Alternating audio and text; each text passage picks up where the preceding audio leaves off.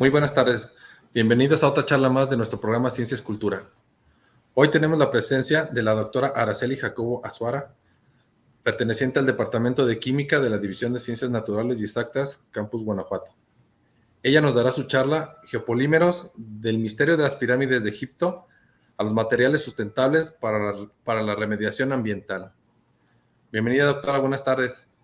Hola, Manuel. Buenas tardes. Muchas gracias por la invitación. Adelante, doctora.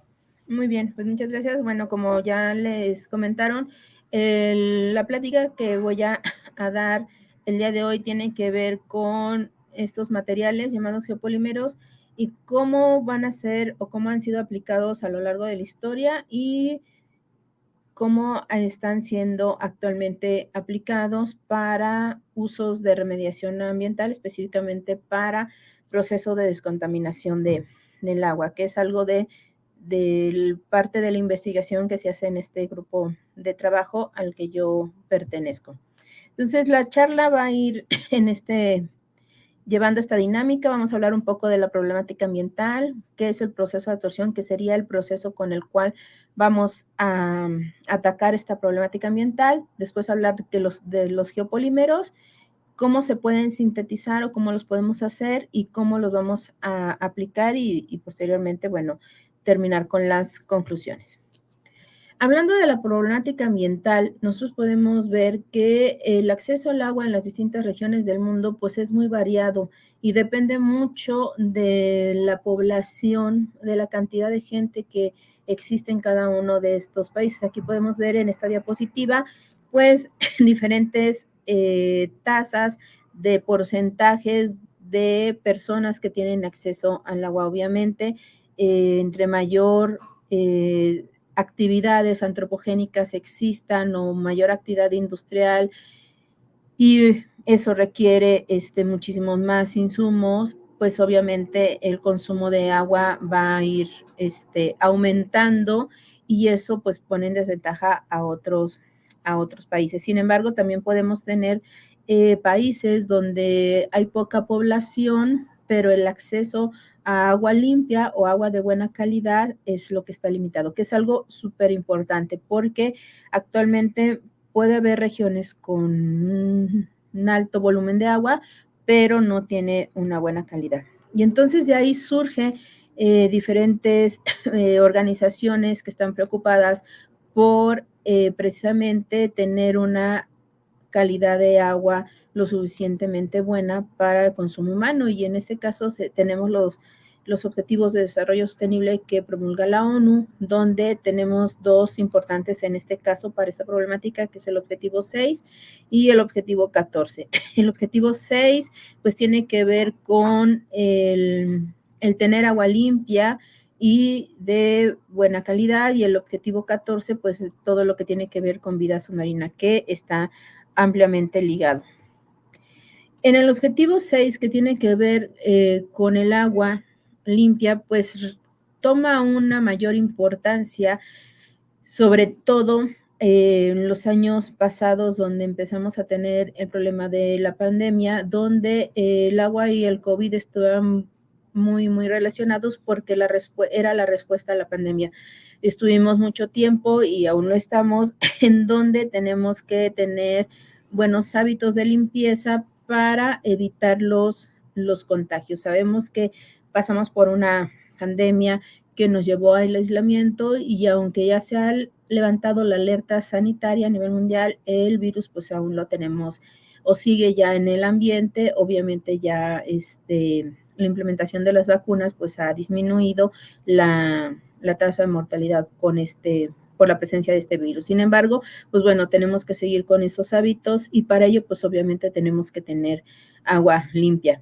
Aquí es bastante preocupante que, por ejemplo, las estadísticas nos dicen que 2 de cada 5 personas en el mundo tienen acceso a esa agua limpia. O sea, es muy, muy, muy poca la gente. De ahí es donde surge la preocupación y sobre todo el interés por desarrollar o establecer diferentes métodos para poder obtener esa agua.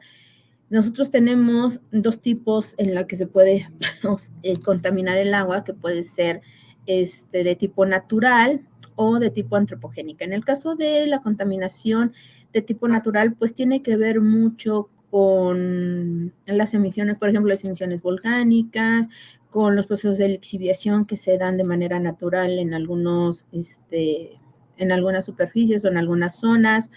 Y en el caso de las fuentes de contaminación por actividad antropogénica, pues tiene que ver todas las actividades industriales, agrícolas, domésticas, en lo de petróleo, donde el uso del agua pues es fundamental para que se lleven a cabo diferentes procesos. Entonces, además de eso, pues toda la presencia de diferentes compuestos, tanto orgánicos como inorgánicos, que van disminuyendo la calidad de la misma. Aquí existen muchos, como les mencionaba, muchos tipos de compuestos o contaminantes tóxicos que podemos tener presentes en el agua, que pueden ser pesticidas, plaguicidas, fármacos, metales pesados. Ahorita les voy a hablar un poco de lo que es la presencia de algunos metales como es el cromo, el arsénico, el mercurio y el plomo. En el caso del plomo, aquí yo les muestro en esta diapositiva, pues puede estar en lo que es la cáscara, por ejemplo, de algunos crustáceos, en lo que es el caparazón de esos crustáceos y en algunos peces. ¿Y qué sucede esto? Que cuando tú ingieres un alimento que tiene una cierta cantidad de plomo, pues paulatinamente hay una bioacumulación en el mismo y después pues nosotros podemos ingerir ese alimento, ya sea, por ejemplo, aquí podemos ver un pez o el agua ya sea que el pez haya ingerido agua con esa cantidad en este caso de plomo, o que se hayan regado algunos frutas o vegetales, frutas o vegetales que van a también a bioacumular ese metal. Posteriormente, pues bueno, nosotros lo ingerimos y eso provoca problemas de toxicidad o de aumento de toxicidad en nuestro cuerpo. En el caso del plomo es muy interesante. Aquí podemos ver que la producción mundial al año 2019 era de 4.7 millones de toneladas. Actualmente México ocupa el quinto lugar, entonces es un país en donde sí tenemos un alto producción de plomo y también eso genera que pues también tengamos altos índices en algunas partes de nuestro país con esa concentraciones por arriba de lo permitido por la Organización Mundial de la Salud y también por las organizaciones nacionales. ¿Qué sucede con el plomo? Por ejemplo, el plomo, los límites máximos permisibles que tanto la EPA, la OMS y las normas mexicanas de salud, pues nos dice que para poder consumir, para agua de consumo debe de estar por debajo de los 0.001 miligramos por litro o partes por millón. Y para descargas de aguas residuales es de 0.2 miligramos por litro. Sin embargo, bueno, este contaminante es el químico más común que se encuentra en el medio ambiente. Y, por ejemplo, aquí en el caso de Guanajuato, pues como tenemos una industria de cerámica, pues también el análisis de la concentración de plomo en esas piezas, pues es muy, muy importante tener ese control. Entonces, ¿qué es lo que pasa cuando nosotros tenemos un alto contenido de plomo en nuestro organismo? Pues podemos tener afectaciones en lo que es en la calidad de la sangre y también en lo que es nuestro sistema, en algunos efectos neurotransmisores.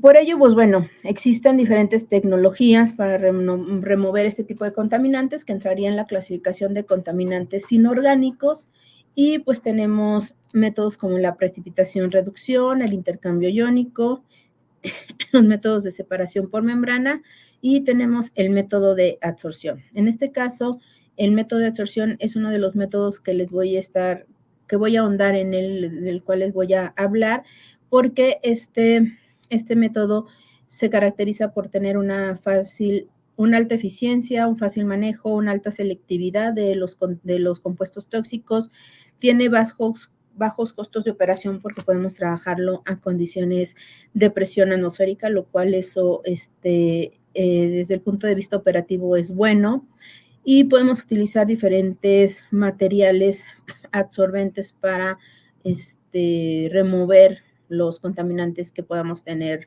presentes en el agua. Y también una ventaja importante es que hay una producción mínima de residuos, lo cual cuando tú propones un proceso o una nueva tecnología, pues es lo que siempre se busca, que no generes más residuos o contaminantes de lo que tú estás removiendo. Y todos estos factores permiten reducir obviamente los costos de mantenimiento y de operatividad, lo cual también es bueno porque si tú vas a implementar un sistema por ejemplo, en una comunidad, pues necesitamos que el mantenimiento sea sencillo y sea rápido. ¿Y qué características se buscan en un material absorbente? Pues se busca que sea selectivo, que sea fácil de sintetizar también y que sea fácil de regenerar y que su velocidad de absorción o de que llegue al equilibrio sea rápido. Eso acorta los tiempos en los que se está trabajando en el proceso.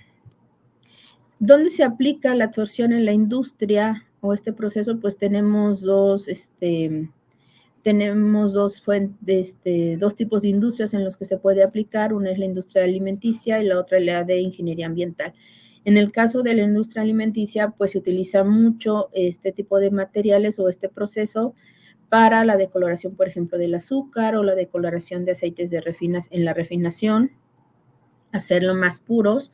Y en el caso de ingeniería ambiental, pues en la desulfuración de gas natural, eliminación de olores e impurezas desagradables de aguas industriales, así como la recuperación de compuestos volátiles de corrientes gaseosas. Pero también se utiliza mucho en los procesos de potabilización de aguas para controlar el sabor, el olor, la eliminación de microcontaminantes, y hacer la depuración de estas aguas residuales. Cabe mencionar que en el caso del proceso de absorción es un proceso terciario o un proceso más ya selectivo después de lo que es un tratamiento de agua residual que pasa por un proceso primario, un proceso secundario, en donde se generan lodos, se quita pues la basura, contaminantes orgánicos más grandes, pero ya el proceso de absorción es un proceso más selectivo que nos va a permitir quitar compuestos, en este caso como el plomo, pero se utiliza para quitar todo tipo de metales o compuestos, por ejemplo, como el arsénico, el flúor, que no van a generar un color, un olor, pero que sí van a estar presentes en el agua, que es algo interesante y eso sucede también con el plomo. ¿Por qué les menciono esto? Porque por lo general, cuando nosotros hablamos de agua limpia, pues nos fijamos en que cumpla con que no tenga olor, con que no tenga sabor y con que no tenga color. Es lo que nos han enseñado y es lo que nosotros buscamos cuando queremos tomar agua, ¿no? Sin embargo, el que no tenga olor, color y sabor no significa que no vaya a tener este tipo de contaminantes, sobre todo de tipo inorgánico, que pueden estar afectando la calidad de nuestra salud. Entonces, es importante siempre realizarle diferentes tipos de análisis físico-químicos para realmente saber la calidad de agua. Ahora bien, también es importante que el agua contenga cierto tipo de minerales que también favorecen a una buena absorción de vitaminas en nuestro organismo. Entonces, no se trata nada más de quitarle todo al agua, sino de quitarle lo que es tóxico y dejar lo que es bueno para nuestra salud. Pero bueno, yo les estoy hablando del proceso de absorción Pero bueno, ¿qué es o cómo se utiliza o de dónde viene? Es muy común que confundamos lo que es la palabra absorción con D a la palabra absorción con B. Aquí les muestro dos dibujos donde se puede ver la diferencia. Se fijan en el caso de un proceso de absorción, hay en este caso, por ejemplo, el pastel entra al individuo y eso es lo que sería un contaminante. Por ejemplo, entraría a lo que es la parte del material. Y en el caso de absorción, pues bueno, aquí podemos ver que el pastel nada más está sobre la superficie del individuo, la parte externa, y eso es lo que sucede también con el proceso de absorción cuando ya utilizamos un material. Por eso se clasifica como un fenómeno superficial que va a involucrar la acumulación o concentración de diferentes sustancias a las cuales vamos a llamar adsorbato, y esas sustancias van a ser esos compuestos tóxicos de los que les estoy hablando sobre una superficie o interfase a la cual se le conoce con el nombre de adsorbente. Entonces, podemos ver que puede ser un sistema sólido-líquido o un sistema sólido-gas. Pueden ser las dos opciones en las que se puede llevar a cabo el proceso de absorción con D. Dentro de ese proceso, pues se utilizan diferentes materiales absorbentes, que puede ser el carbón activado, las zeolitas, la sílica gel, las arcillas, compuestos híbridos, y pues tenemos también los geopolímeros, ¿ok? Donde estos geopolímeros, y ahorita vamos a hablar más a detalle de ellos, pues van a ser también estos materiales que debido a sus características nos van a permitir eliminar, en este caso, compuestos inorgánicos como es el plomo. Aquí, haciendo un paréntesis, probablemente ustedes han escuchado mucho del carbón activado. Es un absorbente por excelencia, el número 1, es de los más estudiados. Si ustedes se van a hacer una revisión bibliográfica, van a encontrar mucha información sobre procesos de absorción utilizando el carbón activado, y muchos los tenemos o algunos los tienen en los filtros de sus casas, en donde el carbón activado se caracteriza por quitarle precisamente muchos compuestos orgánicos que le dan olor, sabor y color al agua. Entonces, eso permite que ya haya una pequeña, digamos, purificación del agua utilizando el carbón activado. Pero bueno, regresando a los geopolímeros, estos materiales son hechos a partir de dos compuestos importantes, que es el metacaolín y es el humo de silicio. Y ahorita más adelante vamos a hablar un poquito a detalle de ellos. Pero la pregunta importante es saber, o que nos estamos haciendo ahorita, qué es un geopolímero, ¿ok? ¿De dónde viene? Porque en la plática me dicen que bien, la plática nos dice, o el título de la plática nos dice, que nos habla de las pirámides de Egipto y cómo lo relaciono yo ahora como materiales sustentables para remediación ambiental. Pues bueno, vamos a hablar un poquito de historia. Una de las preguntas más común, bueno, que nos hemos hecho a lo largo de nuestra vida es: ¿cómo se construyeron las pirámides de Egipto? Hay muchísimas teorías de cómo se construyeron las pirámides de Egipto, desde que llegaron los aliens y las construyeron, desde que encontraron diferentes monolitos de gran tamaño y fueron transportados por miles y miles de esclavos en aquella época. Entonces podemos encontrar muchísimas teorías. Aquí, bueno, vemos, les puse aquí unos aliens que pudieran ser que los están formando, y bueno, ahora pudiera no ser tan descabellada esa teoría con con toda la información que ha salido en los últimos días. Sin embargo, bueno, no vamos a ahondar en eso, sino más bien vamos a ver qué es lo que pudieron o cómo se pudieron haber construido esas pirámides en aquellos tiempos, sobre todo porque se utilizaron piedras de gran tamaño y entonces la pregunta es, ¿de dónde se trajeron o cómo se hicieron esas piedras para poder construir las pirámides? Y entonces, en algunos, por ejemplo, jeroglíficos que se han encontrado y algunas pinturas que se han encontrado en diferentes tumbas de algunas excavaciones que se han realizado en, en este lugar, pues se encontró, por ejemplo, esta pintura que podemos ver aquí en la diapositiva, que es una pintura donde se ven algunos albañiles trabajando.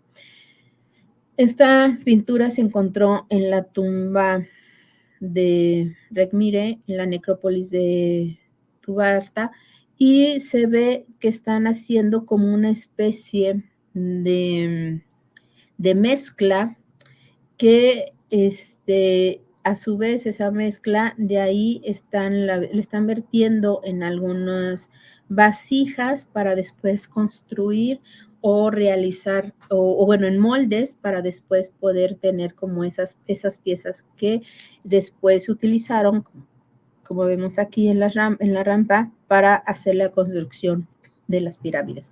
Entonces, esto nos acerca a que entonces hicieron la mezcla, no tuvieron que trasladar, una de las teorías es que no tuvieron que trasladar esos grandes monolitos hacia el lugar donde se hicieron las pirámides, sino que más bien ahí mismo se estuvieron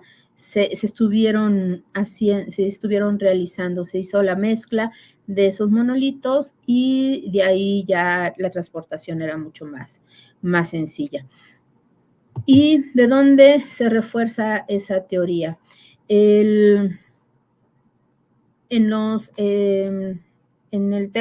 1980 se acuña el término de geopolímero a partir de un ingeniero químico francés, un científico que se llama Joseph Davidovich, donde él es actualmente fundador de lo que es el Instituto de Geopolímeros. Y él dice, en una de sus teorías, o más bien él refuerza esa teoría, que se hizo, los monolitos o están hechos, las pirámides de Egipto, están hechas por una mezcla que tiene que ver con un compuesto con un alto contenido de sílice, y que mezclado con algún tipo de arcilla y agua, pues genera ese como compuesto con características específicas que le da cierta dureza al material, o también se compara con ciertas propiedades cementantes. Entonces, él empieza a hacer sus trabajos y su caracterización sobre este tipo de análisis para estas piedras.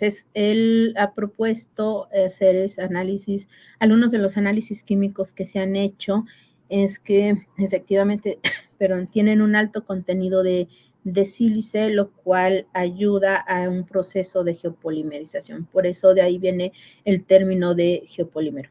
Y aquí en esta otra, aquí en la diapositiva, en esta otra figura, les muestro lo que es el Panteón Romano, que es la cúpula de cemento no reforzado más grande del mundo. Entonces también ahí, se sugiere que está hecho a base de geopolímeros. De hecho, hay algo en la historia de lo que es las construcciones romanas, donde mencionan que parte de algunos de los monumentos más importantes de esa época fueron hechas con cenizas volcánicas. Y esto no sería extraño, ya que se sabe que las cenizas volcánicas pues tienen un alto contenido de sílice, que es uno de los precursores que favorecen el proceso de geopolimerización. Entonces, esto hace que la industria de la construcción haya volteado a ver este tipo de materiales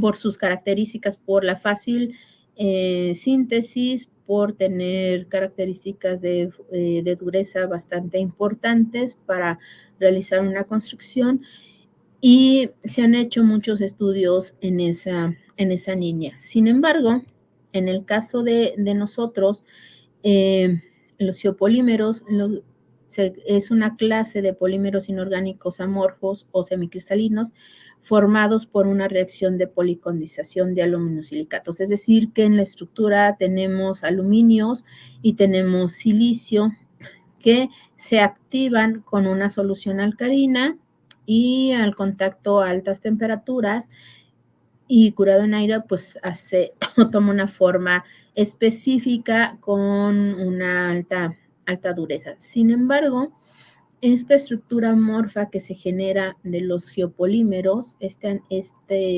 estructura tridimensional, pues empieza a generar diferentes sitios muy particulares en el geopolímero que le otorgan una carga negativa, es decir, una deficiencia de carga que en este caso es negativa y que puede ser compensada por compuestos de sodio o de potasio para hacer una compensación de esa carga. Entonces, esa característica que tienen, dependiendo de la relación que haya en la estructura del geopolímero de silicio y aluminio, pues le va a dar, nos va a dar la cantidad de esos sitios con carga negativa, que a su vez nosotros los podemos utilizar para atraer compuestos con una carga positiva. Es decir, se realiza una interacción electrostática o una interacción por diferencia de cargas, que eso para el uso en el caso específico de remediación ambiental es muy importante, porque nosotros podemos tener compuestos inorgánicos como en el caso del plomo, del flúor, del arsénico, o de algunos otros metales que con la carga con esa diferencia de carga pudieran ser atractivos al geopolímero y entonces se puedan absorber sobre la superficie de este material. Entonces aquí vemos cómo aquí el geopolímero, pues bueno, se compara con una estructura de una zeolita, que también es un silicoaluminato, es decir, está formado por compuestos de silicio, aluminio y oxígeno con diferente conformación estructural, y esto hace esa estructura tridimensional. Pero ahora la pregunta es, ok, sirven de acuerdo a esas características físico-químicas, ¿sirve el material o podría servir el material? Sí, según lo que nos dice la teoría, pero bueno, el reto es cómo hacerlo y cómo aplicarlo. En este caso, pues bueno, la síntesis del geopolímero pues se lleva a cabo con los siguientes pasos, donde utilizamos una fuente de aluminosilicato que es una fuente que tenga ese alto contenido de silicio y aluminio, que puede ser proveniente, por ejemplo, de la cáscara de arroz, de las cenizas volcánicas o de desechos de humo de sílice, por ejemplo, de algunas industrias.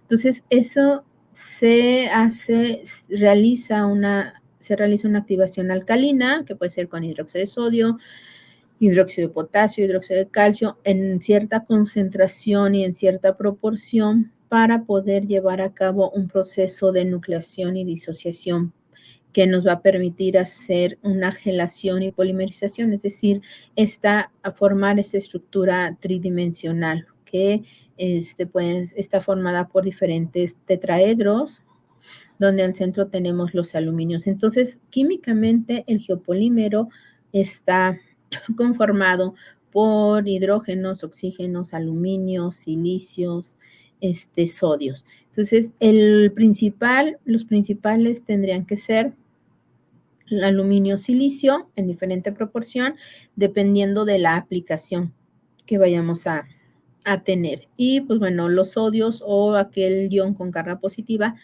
que pueda compensar la carga en la estructura del geopolímero. Esto es importante, lo que les menciono de esa relación que puedan tener los silicios y los aluminios, porque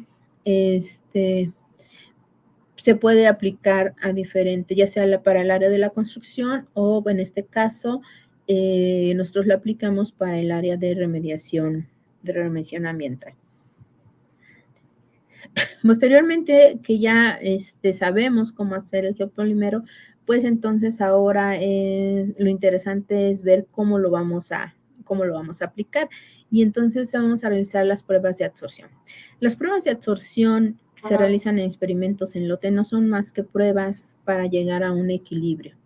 En este caso se le conoce como un equilibrio de absorción por el proceso, pero no es más que saber cuánta moléculas, bueno, cuánto contaminante se puede absorber sobre la superficie de este material. En este caso se hicieron experimentos a temperatura controlada de 25 grados Celsius, a un pH de 5, y se puso en contacto una masa conocida del geopolímero, que es nuestro absorbente, con un volumen de muestra que contenía 20 partes por millón de plomo. Entonces se dejó en contacto, en agitación, y vemos aquí que se está controlando la temperatura y se está controlando también el pH como dos variables importantes en el proceso, que lo cual nos sirve para poder ir optimizando el mismo. Entonces, dejamos a que llegue al equilibrio y cuantificamos la cantidad de plomo que se pudo absorber sobre la superficie de nuestro geopolímero para ver cuánto removió. Si de 20 partes por millón logramos bajar hacia menos de 1 parte por millón y que podamos estar sobre la concentración que marca la norma. Después también se realizan pruebas también de absorción, pero en continuo. ¿A qué me refiero con pruebas en continuo? Es decir, cuando utilizamos una columna en donde, aquí les muestro la columna, tenemos una solución contaminada, en este caso de plomo, pero puede ser de cualquier compuesto tóxico de interés, y lo bombeamos y pasas por la columna. Es una columna de acero inoxidable que está empacada con el geopolímero sintetizado. Entonces, ¿qué es lo que pasa? Que pasa la solución de plomo, y al ser en continuo, pues estamos nosotros como recirculando la solución hasta que se satura completamente nuestro material. Estos procesos en continuo que se utilizan en columnas de absorción son muy importantes, ese tipo de experimentos, para poder entender la cinética del proceso, es decir, qué tan rápido o qué tan lento se está llevando a cabo esa interacción entre el contaminante y la superficie de nuestro material. Y lo que nosotros obtenemos en este tipo de pruebas son curvas de caída de concentración, en donde nosotros tenemos gráficas en donde evaluamos el tiempo y la variación de la concentración. Partiendo de una concentración de 20 partes por millón, podemos ver cómo en los primeros 5 o 10 minutos, pues casi estamos llegando al equilibrio. Podríamos decir que a los 40 minutos ya se llegó al equilibrio total de nuestro sistema, obteniendo un 95% de remoción de este contaminante, en este caso el plomo. Y estas curvas de decaimiento de concentración son muy importantes desde el punto de vista cinético porque nos dicen qué tan rápida o qué tan lenta es esa caída, es decir, esa velocidad con la que se está iniciando el proceso y en cuánto tiempo se va a llegar al equilibrio.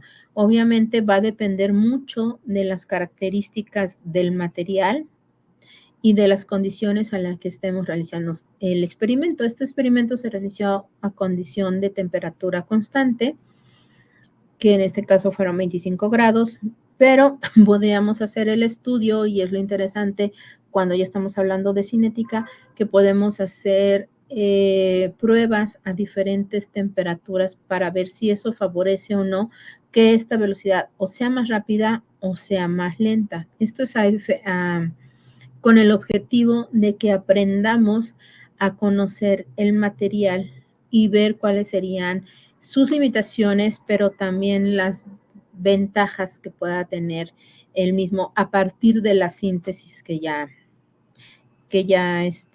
nosotros planteamos. Aquí tenemos otro ejemplo donde la diferencia con el anterior, pues bueno, es el tipo de material del geopolímero, es decir, aquí ya se utilizó otra relación de silicio-aluminio y aquí se está obteniendo un porcentaje de remoción del 99%. Entonces, y podemos ver si que la caída de concentración es mucho más rápida que la anterior. En esta vemos cómo es un poquito más lenta hasta que llega al equilibrio en esta curva. Y aquí vemos que casi a los 5 minutos ya estamos llegando al equilibrio. Aquí disminuyó 20 minutos esa caída de concentración. Entonces, eso también es interesante cuando hacemos o aplicamos la cinética química en este tipo de estudios, porque nos permite hacer esa evaluación de optimizar ya procesos. Aquí vemos más claramente o se ve más claro cuando tenemos tres materiales diferentes. Vean cómo el material que corresponde a los puntitos rojos, la caída es mucho más rápida que a los que corresponden con los puntitos de color verde. Y donde pues es rápida, pero tenemos mucho más variaciones que en el caso del geopolímero que tiene o el material que se utilizó que corresponde a todos los datos con los puntitos azules. Entonces, esta parte que tenemos aquí nos muestra cómo se está llevando la reacción, es decir, qué tan rápida y qué tan lenta, si existe o no existe problemas de que llegue el contaminante a la superficie o hay algún impedimento o que los sitios en donde se vayan a posicionar, en este caso, por ejemplo, el plomo, ya estén ocupados por otra molécula, o que haya algún impedimento que no me permita ya llegar a ocupar ese sitio. Y eso es importante porque también nos da información sobre el tiempo o las veces que yo puedo usar ese material para poder estar quitando mi contaminante. Es decir, cuántos ciclos tiene o el tiempo de vida que tiene ese material antes de que yo pueda, de que se sature, porque obviamente llega un punto en el que se saturan todos esos sitios que les he comentado, característicos del material, que ya no me permite seguir aceptando más iones, en este caso, por ejemplo, del plomo. Y bueno, obviamente para ver o entender cómo se está llevando a cabo la cinética, pues bueno, después existen diferentes modelos que utilizamos y nos permiten corroborar el orden desde el punto cinética en que está llevando la reacción, si es de primero o segundo orden, pues haciendo una interpretación con diferentes modelos. Cuando tenemos una linealidad en los modelos, pues bueno, nosotros podemos suponer o concluir que el sistema está llevando un cierto mecanismo para poder llegar a ese mecanismo de absorción que es a partir de qué tan rápido o lento y el equilibrio que se está dando. En este caso, este sistema corresponde a un mecanismo de segundo orden y es una interacción entre la superficie del adsorbato y el absorbente, y que esto nos permite o nos comprueba esa interacción entre los diferentes sitios activos, esa interacción por diferencia de cargas que les mencionaba. Aquí en esas otras gráficas que les estoy mostrando, pues podemos ver, está aquí en la primera, en la figura número 5, son isotermas de absorción para el cromo 6. Se hicieron unas pruebas utilizando cromo 6 a una temperatura de 25 grados y vemos en la línea de color rosa es un precursor nada más sin ponerlo en contacto con esta fuente de sílice, es decir, que en este caso sería el metacaolín. Y cuando ya hacemos el geopolímero, pues vemos que aumenta esa capacidad de absorción. Y llamamos capacidad de absorción a la capacidad que tiene nuestro material, en este caso nuestro geopolímero, para atraer o para absorber, en este caso, diferentes contaminantes, como lo es el cromo. Y también aquí en la figura número 6 les muestro unas pruebas con un colorante que es el azul de metileno, donde vemos que también tiene una buena capacidad para atraer también esa molécula orgánica. Entonces, se fijan, se puede aplicar, bueno, las pruebas que se han hecho para este tipo de materiales han sido con contaminantes inorgánicos, con cationes, con aniones y también con contaminantes orgánicos. Obviamente, cuando ya te pones a estudiar más a detalle para entender el mecanismo de este tipo de procesos, pues es importante considerar factores como el efecto de la temperatura, el efecto del pH de la solución, el efecto de la concentración de los contaminantes en la solución y de la selectividad.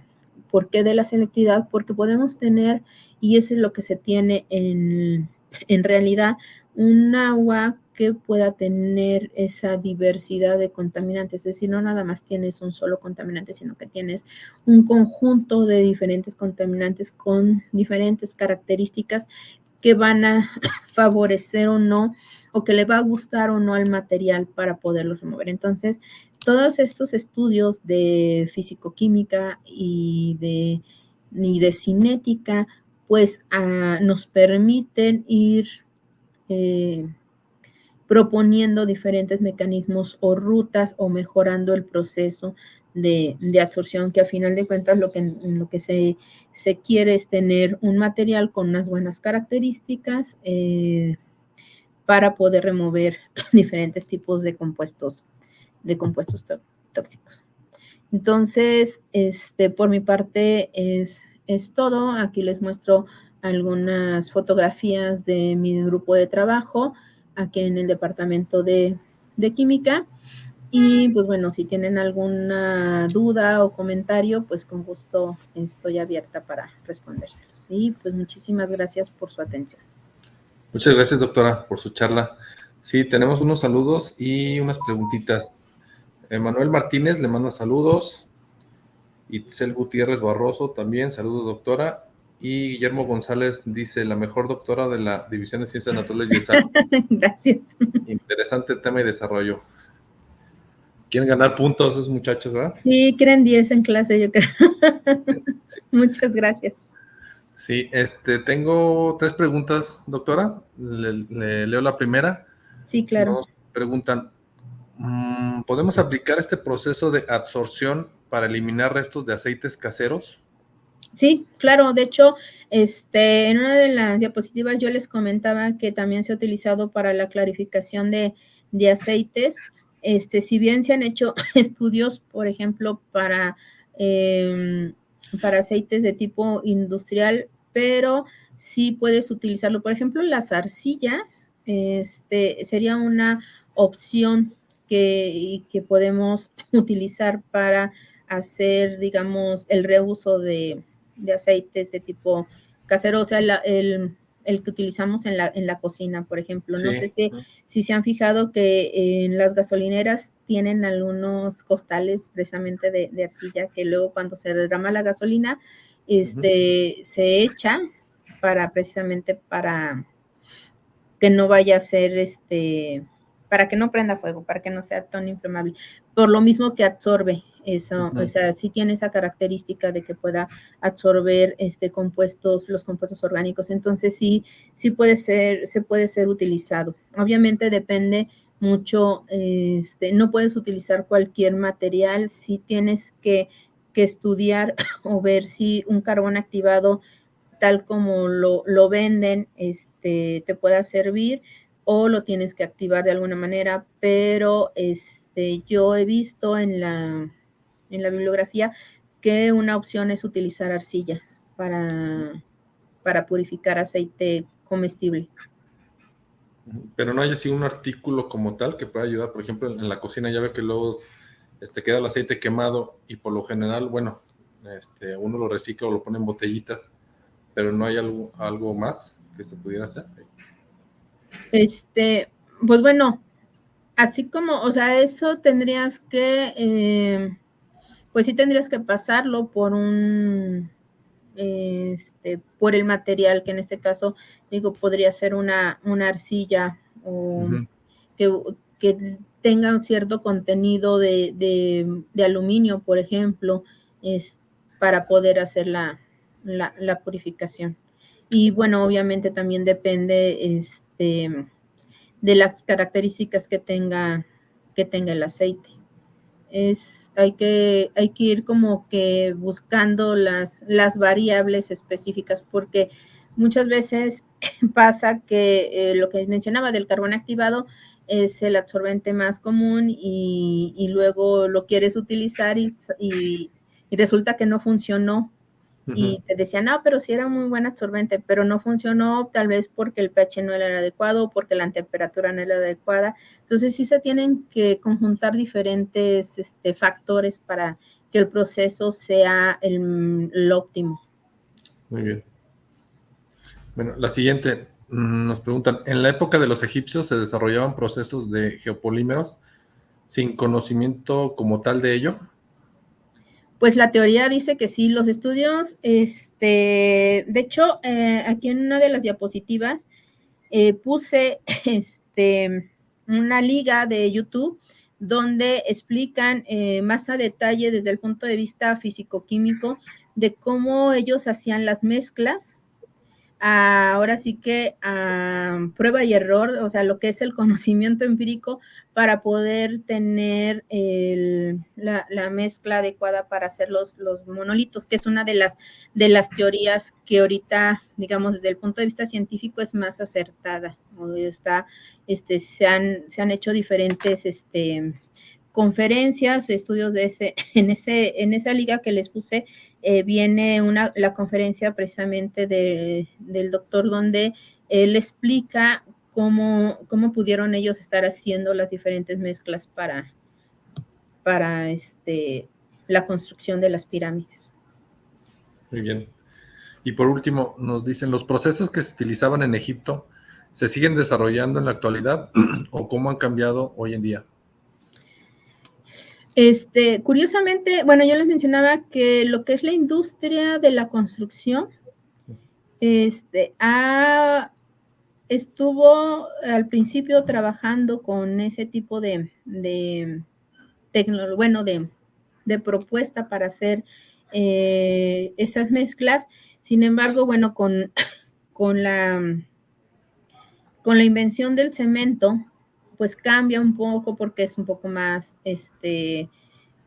barato, más el secado puede ser a temperatura ambiente, etcétera. Entonces, eso hace como que haya una pausa en utilizar los geopolímeros. Sin embargo, en los últimos años otra vez se ha vuelto a retomar esa tecnología, por así decirlo, o ese tipo de síntesis para poder proponer construcciones con materiales sustentables. Entonces, eso es lo que se ha venido trabajando en los últimos años en la industria de la construcción. Y debido a esas características también, nosotros es que volteamos a ver ese tipo de materiales, sobre todo porque una de las características es que lo podemos moldear, lo podemos poner en diferentes moldes, lo podemos hacer con diferentes geometrías, que eso nos permite empacar nuestras columnas y entonces ya a pasar de lo que es la ciencia aplicada a la tecnología, que es lo que se busca siempre, que ya lo que nosotros estudiamos en laboratorio lo podamos aplicar ya a algo que sea práctico y que muchas veces podemos sintetizar materiales, pero el problema es luego darles la forma. Y en el caso de los geopolímeros, una de las ventajas es que le puedes dar esa forma. Entonces, sí está interesante en la parte de la construcción porque pues hacen muchas pruebas mecánicas de resistencia térmica, porque también se ha observado que resisten a procesos donde de ataque de ácido, son térmicamente estables. Entonces, sí hay muchas aplicaciones.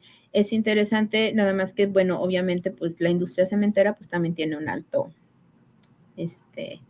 camino recorrido también. Pero sí es una buena opción. Muy bien. Pues, doctor, ¿algún comentario final que nos quiera dejar? Pues bueno, nada más agradecerles su tiempo y que hayan escuchado la plática. Aquí en esta diapositiva les doy, les hago un anuncio del laboratorio. Estamos en el laboratorio de nanoestructuras avanzadas del Departamento de Química. Son los temas o los tipos de materiales con los que trabajamos. Y bueno, aquí los datos para contactos por si alguien quiere platicar un poco más de este tipo de materiales y de otros materiales que puedan ser aplicados para remoción de contaminantes en agua. Muy bien. Doctora, pues por parte del programa Ciencias Cultura le agradecemos su participación y esperamos verla por aquí pronto con otra interesante charla. Sí, claro que sí, yo siempre aquí con gusto participar con ustedes. Que Muy bien, tengan doctora. buenas tardes, saludos. Gracias. Igualmente. Hasta luego. Hasta luego.